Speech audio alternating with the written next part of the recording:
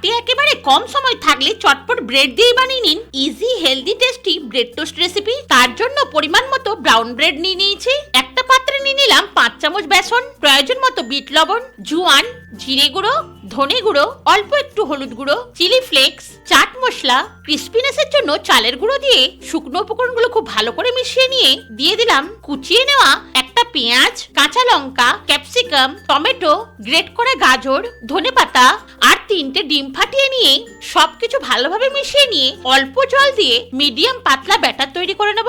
গ্যাসে fry pan বসিয়ে তেল ব্রাশ করে নিয়ে 1 পিস করে পাউরুটি ওই ব্যাটারে ডুবিয়ে তাড়াতাড়ি তুলে নিয়ে ফ্রাই প্যানে দিয়ে ভরপুর সবজির ব্যাটারটা পাউরুটির উপরে ভালো করে দিয়ে একইভাবে আরেকটা পাউরুটির পিস ব্যাটারে ডুবিয়ে ফ্রাই প্যানে দিয়ে সবজির ব্যাটার ভরপুর লাগিয়ে নিয়ে উল্টে পাল্টে ভালো করে ভেজে নিলেই তৈরি হয়ে গেল একেবারে অল্প সময়ে সহজেই জিভে জল আনা healthy tasty bread toast recipe. এবার এইভাবে কেটে নিয়ে টমেটো সসের সঙ্গে সার্ভ করে দিন।